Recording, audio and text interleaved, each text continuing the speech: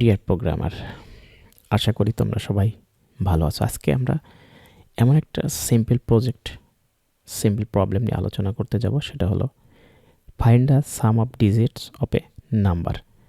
তার মানে আমরা একটা নাম্বার দেওয়া আছে, এই নাম্বারের যে ডিজিটগুলো আছে সেই ডিজিটগুলোর যোগফল কত হবে।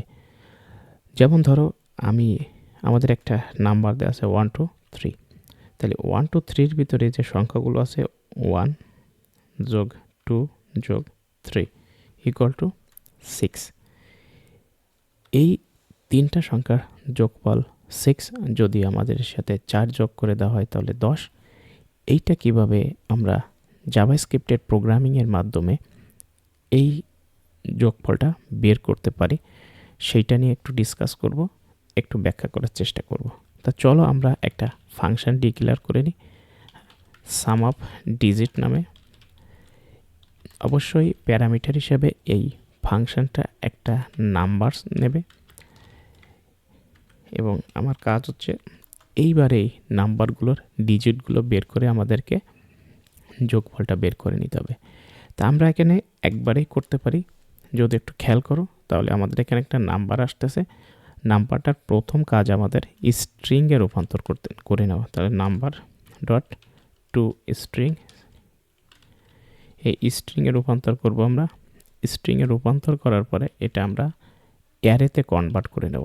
অ্যারেতে কনভার্ট করব আমরা স্প্লিট মেথড ব্যবহার করে এবং একটা এমটি স্ট্রিং ব্যবহার করে। তাহলে আমাদের এটা একটা অ্যারেতে রূপান্তর হয়ে গেল।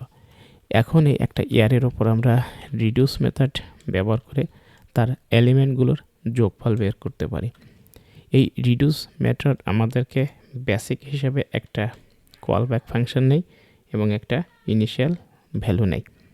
এই কলব্যাক ফাংশন আবার প্যারামিটার হিসেবে দুইটা জিনিস না, একটা আছে অ্যাকুমুলেটর আর একটা আছে কারেন্ট ভ্যালু।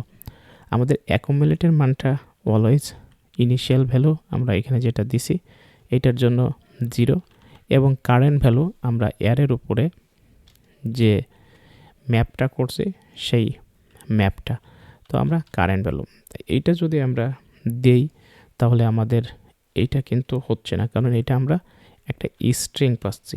তার স্ট্রিং একটা নাম্বার, তাহলে অবশ্যই তাকে আমাদের নাম্বারে কনভার্ট করতে হবে। তো অবশ্যই আমরা নাম্বারে কনভার্ট করে দিলাম, একবারে রিটার্ন করে দিলাম। এবার আমরা ফাংশনটা একটু কল করে দেখব, সেটা হলো সাম অফ ডিজিট। ফাংশনটা কল করলাম, এক্স্যাক্টলি আগে সহজ একটা নাম্বার দিয়ে দেখবো 1 2 3, এই তিনটার যোগফল তো আমরা জানি 10 6, তাহলে আমাদের বাকিগুলো বের করতেও সহজ হবে। তো এক্স্যাক্টলি 1 2 3 এই তিনটা ডিজিটের যোগফল 6 দেখাচ্ছে। আমি যদি এখানে একটা ডিজিট বাড়িয়ে দিই তাহলে আমাদের আনসারটা 10। একইভাবে আরেকটা ডিজিট বাড়িয়ে দিলে আনসারটা হচ্ছে 15। আরেকটা ডিজিট যদি আমরা বাড়িয়ে দেয় 15-এর সাথে 6 যোগ করলে 21।